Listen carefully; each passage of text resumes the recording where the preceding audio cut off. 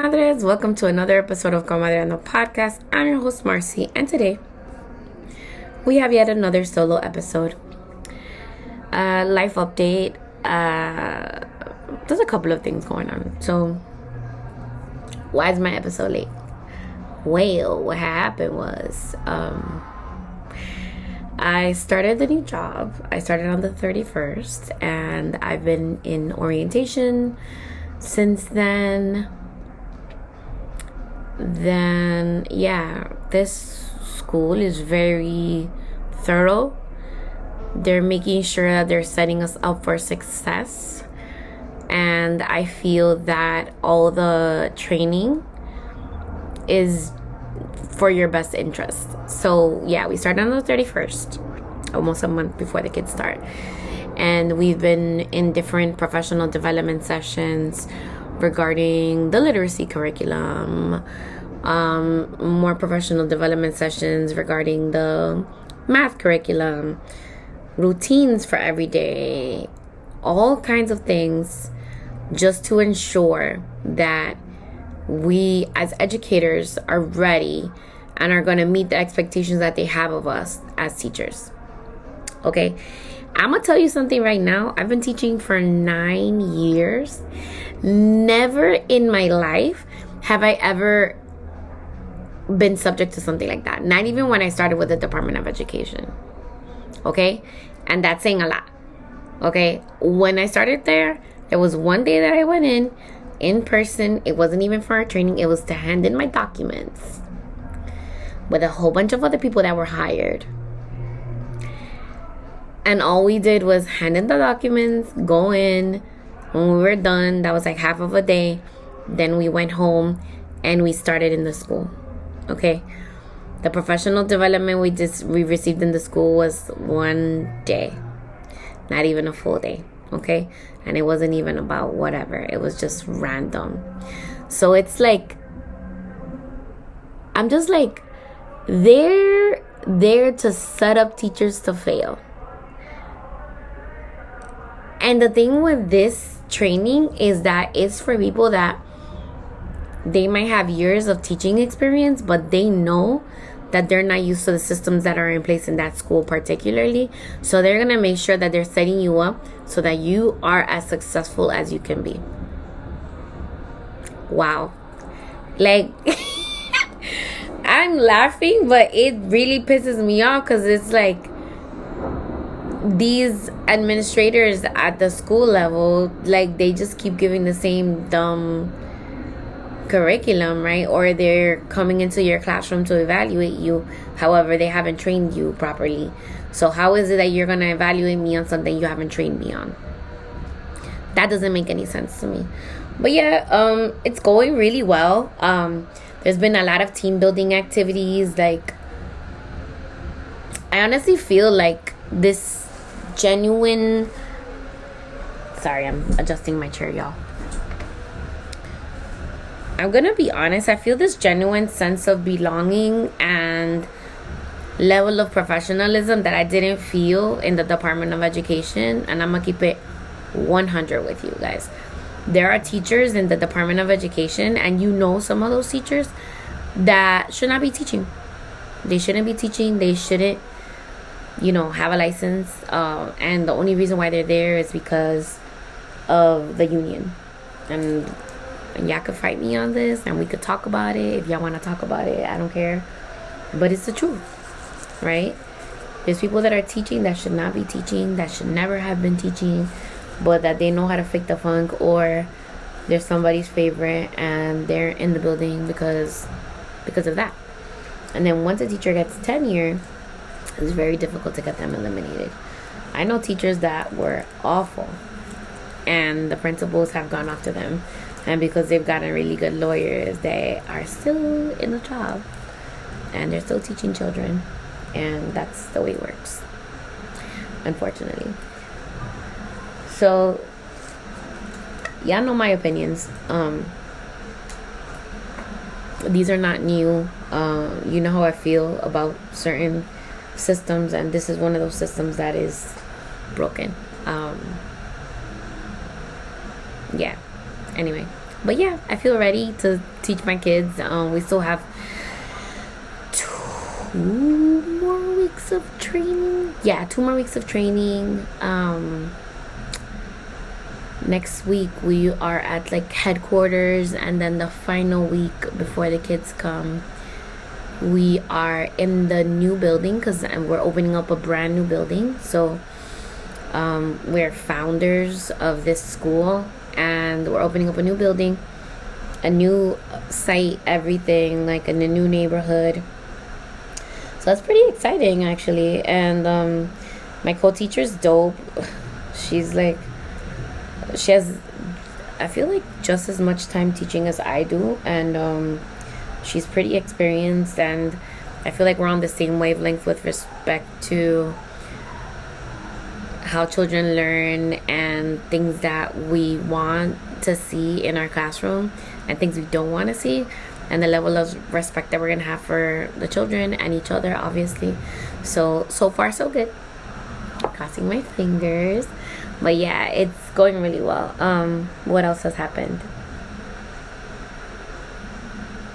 Oh yeah, my grandmother, I don't think I've ever talked about it on the show. Okay, so my grandma is diabetic. She was having issues with circulation, and it got really bad during the pandemic, especially because we couldn't take her anywhere. At the height of the pandemic, she was having a lot of issues with circulation, and we weren't able to take her anywhere, so she ended up having to have like an emergency intervention on her foot. So they put in a stent to unclog the arteries in her legs. Unfortunately, those went back. The stent didn't work. It went back to the same clot that she had before, and now, like a year or so later, a year or so later, after the pandemic, she ended up having to have an amputation of her right leg, lower leg. So after the amputation, she's been in a rehabilitation center learning how to be independent again and maneuver with a prosthetic leg, and in the wheelchair before they gave her the prosthetic leg. So they just let her out the weekend before last, so we were celebrating her. It's good to see her in very good spirits, because that's something that's very like life-changing, and she just has this amazing outlook on life that she's just so positive. And I'm sure she has her moments that she's, sad, but for the most part, she's glad to be alive. You should have seen her. She was dancing in the chair in the barbecue, because we decided to have a barbecue for her in the backyard. Yeah, that's pretty much it. Aiden's job is going really well. He's been getting paid from work, which is pretty cool. So he's still every day reminding me that he wants to go to DR, and unfortunately, because I'm starting the new job, we're not going to be able to go this summer. So I feel bad, but I let him know that, and that he's going to camp in a week, so hopefully he won't be too upset about that. But yeah, it's been interesting. So the topic for today, going back to the topic for today, we're going to be talking about anxiety and depression among parents of kids with special needs. And the reason why it came up is that one of the comadres reached out to me and let me know that she was recently diagnosed with ADHD. Not ADHD, anxiety disorder. And we were discussing, and I related to her. I'm like, I suffer from the same thing. It's not new, and that kind of led me to the path of investigating how many of us are there that suffer from anxiety and depression. And I found some articles that can be helpful. At the end of this, we're going to talk about instances where I realized when I first realized that I was anxious, well, I didn't know, I didn't have the vocabulary for it. And then we're also going to talk about what you can do if you feel yourself having an anxiety attack, and then coping mechanisms, adaptive coping mechanisms that will help you in the long run. So let's get to vamos al grano. Let's get to the topic at hand, right? So we have talked about the incidence of mental health issues of parents and caregivers of kids with special needs. And in the research that we have gone over on the show before, we found that those parents are 2 times as likely to suffer from mental health issues due to the difficulty in their situation than other parents of kids with special needs. So today we're going to take a more focused lens on focusing just on anxiety and depression specifically. So I was trying to actually find stats, and there's no one overarching stat. I feel like, all right. So some of the information that I found says in one. Okay, I'm gonna read you the name of the article. It's called "Depression and Anxiety in Parents of Children with Intellectual and Developmental Disabilities: A Systematic Review and Meta-Analysis." So this is a study of various studies. So they were searching databases for English language articles published between January 2004 and July 2018. All the studies that were eligible were going to be examining the level of depression or anxiety and compared to between parents of children with and without intellectual and developmental disabilities. There was no limit placed on geographic location. The portion of positive associations between parenting a child with IDD, that's what they summarize it as, and depression and anxiety were disaggregated by disability type, geographic region, and sample size. The percentage of parents at risk of moderate depression or anxiety were calculated using recognized clinical cutoff scores for each screening tool. Meta-analyses in which pooled effect sizes of elevated depression and anxiety symptoms were calculated were conducted across 2 IDD conditions: autism and cerebral palsy. So, of the 5,839 unique records screened, 19 studies fulfilled the inclusion criteria. So from those 19 studies, those studies were conducted on high-income or upper-middle-income countries. 69% focused on parents with cerebral palsy or autism. Nearly all studies found a positive association between parenting a child with IDD and depression and anxiety symptoms.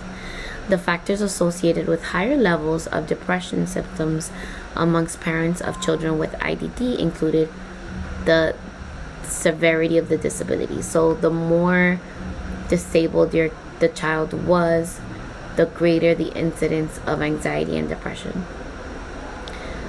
The lower household income as well paired with the anxiety and depression. So the studies show that approximately 1/3, 31% of parents with children with IDD reached the clinical cutoff score for moderate depression, compared with 7% of parents of children without IDD. 31% of parents of children with IDD reached the cutoff score for moderate anxiety, compared with 14%. So in both categories, depression and anxiety, parents of kids with special needs are about 31% likely to have it. It says the meta-analyses demonstrated moderate effect sizes for elevated depression amongst parents of children with autism and cerebral palsy. This says the conclusion is that results indicate elevated levels of depressive symptoms among parents of children with IDD. Quality concerns amongst the existing literature support the need for further research, especially in low and middle income countries, which is true. So before we continue, right? So those are pretty alarming statistics. 31%. That means that 3 in 10 parents of kids with developmental disabilities suffer from anxiety and depression. Okay? But before we get into that, like why that's significant and how that affects us as parents, we're going to look at what is anxiety. So I looked at the DSM-5 and it said that anxiety, hold on, I'm going to read it to you guys verbatim because I don't want to paraphrase.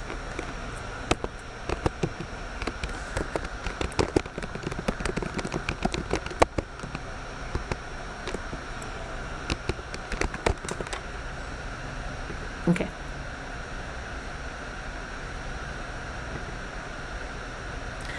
So we looked for the classification of generalized anxiety disorder, right? It says excessive anxiety and worry, apprehensive expectation, occurring more days than not for at least 6 months, about a number of events or activities such as work or school performance. Another thing that qualifies is that the person finds it difficult to control the worry. It says the anxiety and worry are associated with 3 or more of the following 6 symptoms, with at least some symptoms present for more days than not for the past 6 months. So one thing is restlessness or feeling keyed up or on edge, being easily fatigued, difficulty concentrating or mind going blank, irritability, muscle tension, and sleep disturbances. So out of all of those, I can tell you right now, I suffer from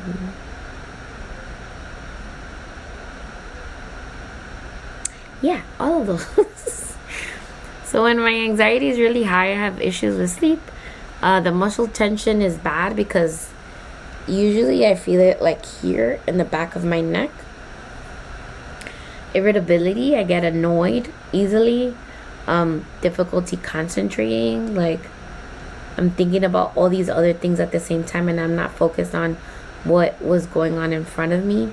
Easily fatigued. So because I'm constantly worrying, I'm laying down in bed for prolonged amounts of time without wanting to get up. And then the restlessness, right? You're exhausted, but you still feel like you gotta be moving around and you have to be doing something. It says the anxiety, worry, or physical symptom cause clinically significant distress or impairment in social, occupational, or other areas of functioning. Sometimes anxiety can be so bad for some people that they cannot leave their house. So thank you DSM-5 for that. Another definition that I found was that it says anxiety may be defined as apprehension, tension, or uneasiness that stems from the anticipation of danger, which may be internal or external. Right? And although some definitions distinguish between fear as being an emotional reaction to a real and consciously recognized threat, and anxiety as being a fear response when reality does not justify such a response. So there's a difference between fear and anxiety, right? It's a fear response when it doesn't justify it. So your body feels like you're afraid, but I beg to differ on that, and I'm gonna let you know why. And it says since 2 to 4% of the general population has been estimated to experience sufficient symptoms of anxiety to be classified as having anxiety disorder, it is extremely important to be careful inquiry for the presence of anxiety be made. So from my experience, what does it look like, right? Apprehensiveness or worriedness, tremors, shaking can be involuntary or voluntary. Increased sweating, so like having a nervous sweat. Rapid breathing or shortness of breath that you can't quite explain. When I have anxiety attacks, it can come on and I can feel like I'm having palpitations in the moment, which is pretty scary. So the thing is with those symptoms is that you can't quite control them, and when they come on, it's hard to get yourself back. So there's different things that we can do to help us cope with the anxiety in the moment, especially when we're having an anxiety attack. So what does it feel like in your body? It can feel like heat rushing up from your feet and washing over you, or you can feel really cold in your extremities. It's a constant feeling of dropping in the pit of your stomach, right? It can feel like constant preoccupation with things that are out of your control, right? Worrying about, I don't even know, like right now I'm not anxious, so I can't even think about what it is, but worrying about something that you can't control, right? Constant worry or distress. In case of an anxiety or panic attack, it can feel like a knot in your throat that just won't move and is obstructing your breath. You feel like you can't take a full deep breath, which makes me panic more. So we read the relationship between anxiety and parents who are caregivers. There's other factors that are in there, but if you suffer from anxiety and depression and you're a caregiver, you are not alone. There's many of us that are suffering through the same things. Yeah, I feel like I have suffered from anxiety from a young age. I just didn't have the language around it before. So the youngest that I feel that I had an anxiety, not an anxiety attack, because those didn't start till I was older, but I remember feeling anxious, very anxious, to the point that I couldn't calm myself down. I mean, performance-wise in school, there was a lot of pressure put on me as a kid to be excellent, and when I felt like there was a test coming or something like that, I would always be hyper anxious about that.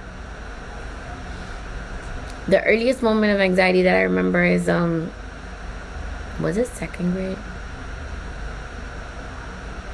I was going to second grade, and I had done and redone my backpack multiple times to arrange it to have like the perfect amount of crayons and markers and all these other things that I needed. And I was so anxious that I even slept in the clothes that I was going to wear the next day. What other things used to give me anxiety? Fitting in school, being made fun of or getting in trouble in school. But it wasn't like a little worry. It was like something that I would actually lose sleep over. I wouldn't be able to sleep, and then the next day I would wake up, like the little bit of sleep that I did get, when I had to go to school the next day, I'd be exhausted because I was up all night worrying about stuff that had nothing, that were out of my control. There was nothing that I can do about whether kids were gonna like me. There was nothing I can do about scoring well on the test. Obviously, like if I studied, yeah, like I was a great student, but for some reason there was this overwhelming feeling of not performing, and then like getting in trouble, and then I would spiral, right? I would just like start thinking about every other like scenario or situation of things that could happen. The first time I had an anxiety attack was, I was married with Aiden's dad, and we had an argument about something. I want to say it was about finances or money. But yeah, I know it was early in the morning, and I was on my way to work. We were walking to get the car out of the garage, and we got into a huge argument, and then I started having an anxiety or panic attack. So the onset of that was, I felt the heat come through my body. I started cold sweating. I started crying. I couldn't stop myself.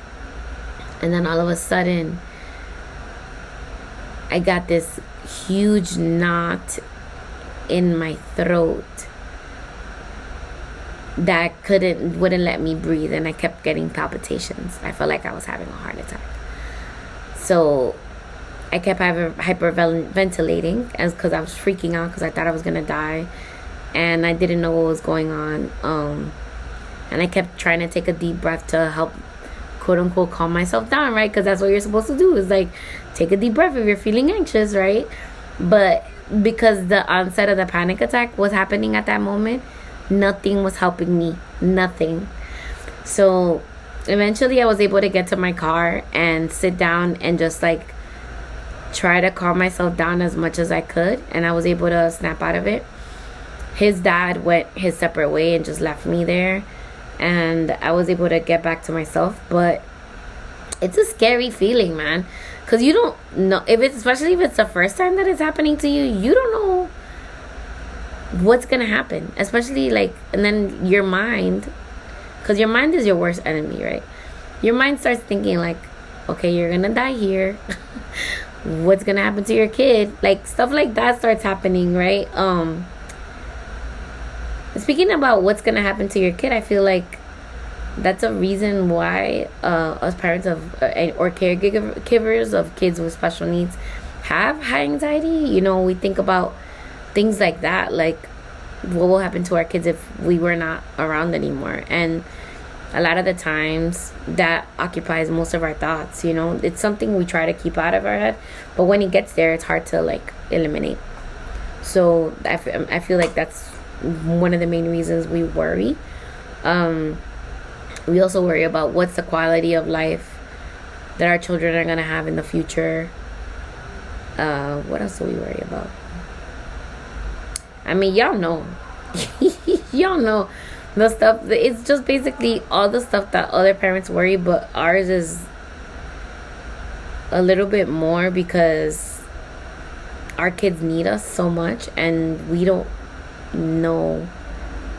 If we don't have the right support system, it's hard to think about how that will work. So that gives you anxiety because you don't know what that future is going to look like. All right. So I found another article.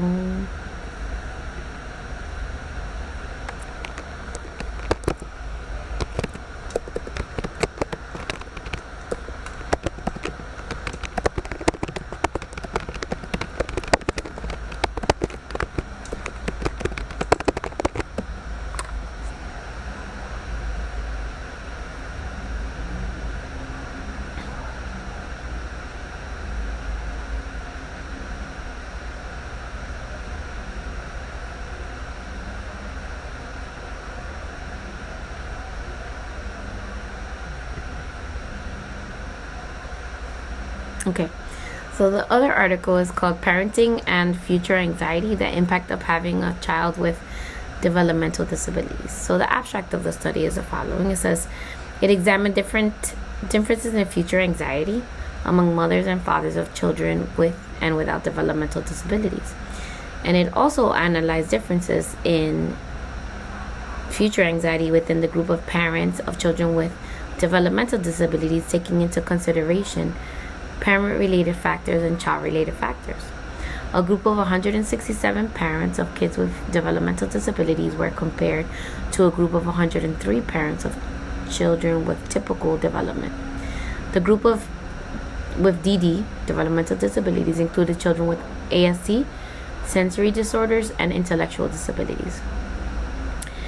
Parents completed the Future Anxiety Scale, FAS1.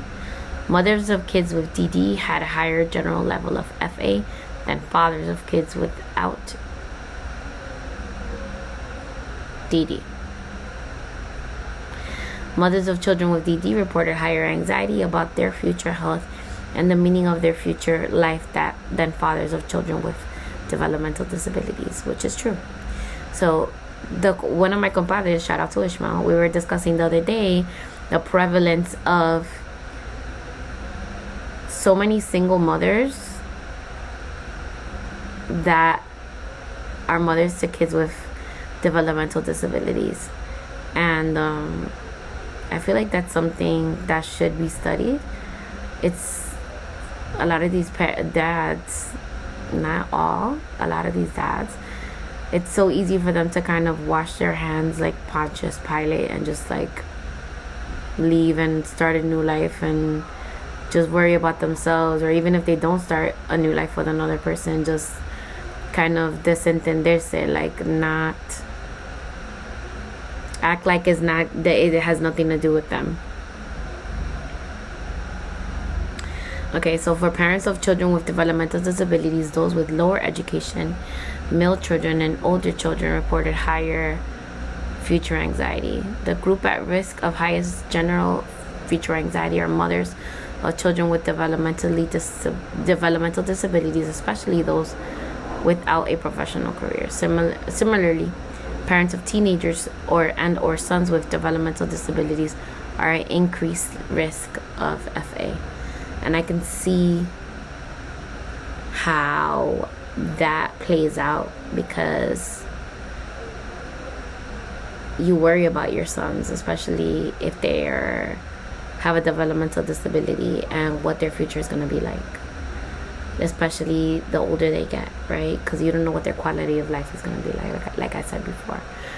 But yeah,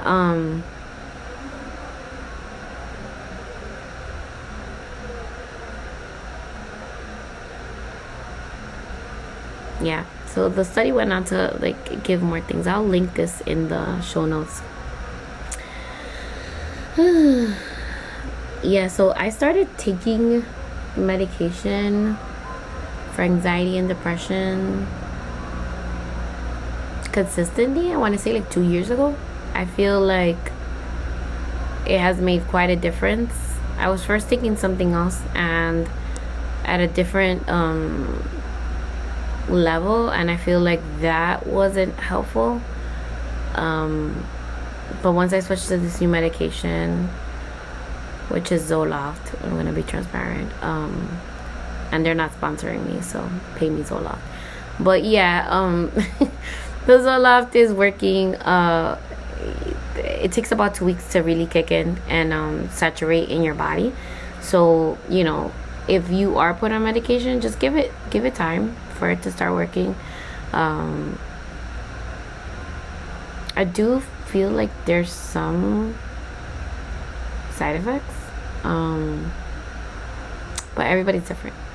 But like definitely do feel calmer and don't get as anxious anymore, even though I do have some anxiety, but it's not to the extent that it was before. Yeah, so I want to give you guys some strategies for dealing with the anxiety when you feel it coming up in your body. So I found some ways to reduce anxiety, and okay, so I found some ways to reduce anxiety naturally. So for those of you that are anti-medicine, I kind of feel bad sometimes when I'm taking medication, because I come from a Black and brown community, and my family is from the campo, and they're like, oh no, don't take medication, whatever. Sometimes I feel bad about taking it, but I know that it works for me. It doesn't necessarily work for everyone. So these are other ways to manage your stress and anxiety. It says get more physical activity, aerobic exercise, move your body, walk or bike, eat a balanced diet, right? Reduce alcohol and caffeine. It says minimize phone and screen time. It says practice self-care. So going for a walk outside, taking a bath, lighting candles, reading a good book, preparing a healthy meal, stretching before bed, getting a massage, practicing a hobby, doing something creative, using a diffuser with calming scents, practicing yoga. So some scents that help induce calm and help you calm down are lavender, rose, vetiver, bergamot, Roman chamomile, neroli oil, frankincense, sandalwood, ylang ylang, orange or orange blossom, and geranium. So that's all part of aromatherapy as well. Another way to reduce anxiety and induce calm is journaling. So when you're having an anxiety attack, sometimes it's helpful, or before you have an anxiety attack, when you're feeling anxious, start writing things down. Spending times with your friends and family can, reduce depressive symptoms and anxiety, right? Create boundaries and learn to say no. This was a big one for me. I used to say yes to everything, and then I would feel overwhelmed, and that would lead me to get more anxious and more depressed. Another thing is avoiding procrastination. I was a major procrastinator. There was this thing that I would wait till the last minute for everything, and then I would have these monster anxiety attacks about that. Practicing mindfulness, right? Being in present in the moment and focusing on what's going on in front of you without worrying about what's going to happen later or what happened before. Okay? Cuddling helps relieve anxiety and stress. Spending time in nature, so going for a walk in the forest. If you don't have a forest, go for a walk in the park. If you don't have a park, go to a garden. Being outside, obviously not in traffic, will help in reduce your anxiety. Deep breathing, like I said before. Spend time with a pet. Like having a dog has helped me with my anxiety a lot. There's certain supplements that you can take. So you can take magnesium, it helps a lot. Rhodiola, ashwagandha, vitamin B, L-theanine can help reduce stress. There's moving meditations, right? You can do, I feel like yin yoga is very helpful for that. Actually, any kind of breath work that you pair with movement is helpful. Exercise is helpful as well to quell the anxiety. Talking to your therapist, talking to a friend. What else can you do when you're feeling anxious? Some people tend to eat, which is not helpful because then you're dealing with other things afterwards. But so I feel like that would be a maladaptive coping mechanism.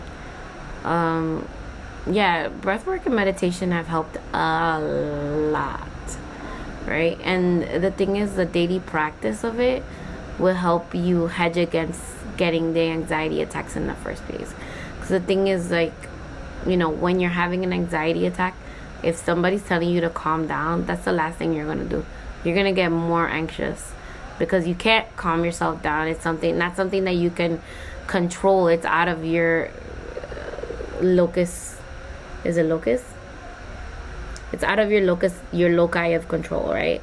It's not something you can control in the moment. So definitely being aware of triggers and avoiding them, or knowing that and like preparing for those situations ahead of time.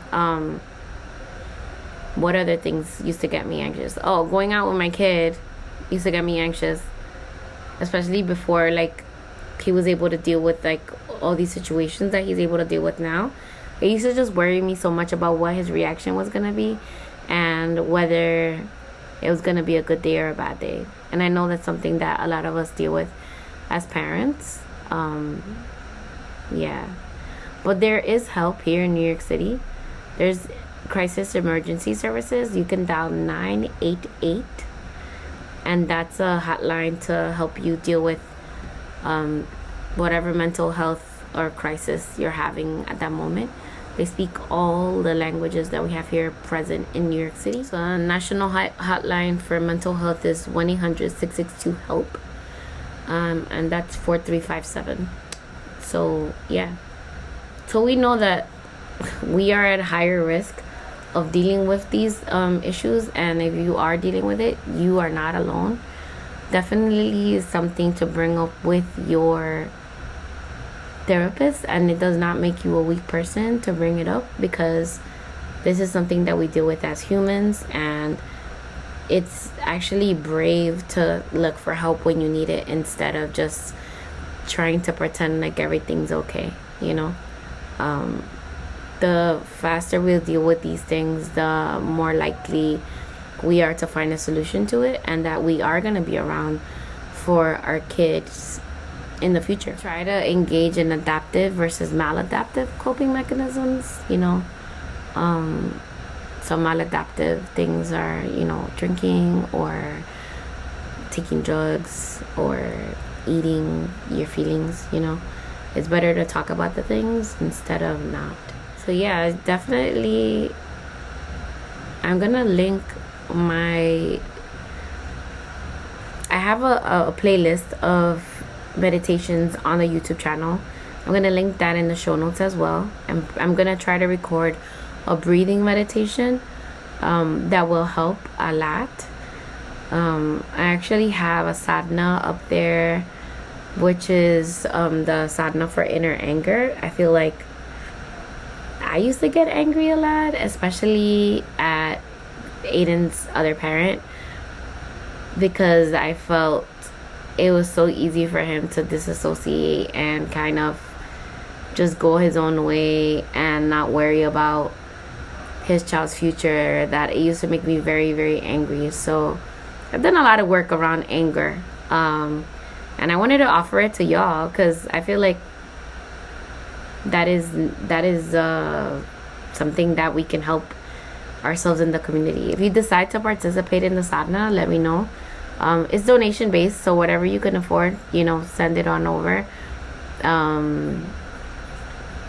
But the breathing, the meditation, the breathing exercises, that's you don't have to pay me for that. That's just something you can look up. I can actually link probably a couple in here. But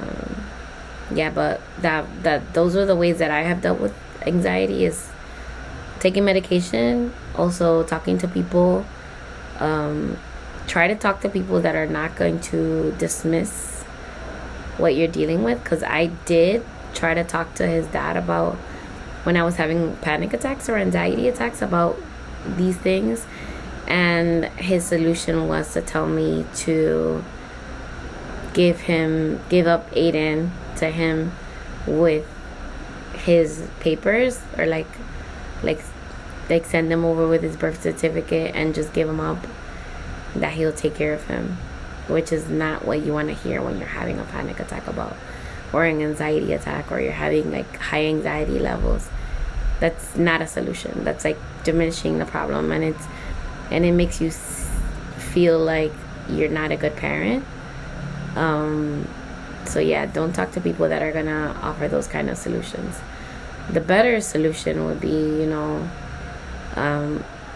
talking to someone that would help you look at different ways to deal with the problem and look at it from a different perspective. Another thing that I adapted was when I would start spiraling, I would just ask myself, like, who said that?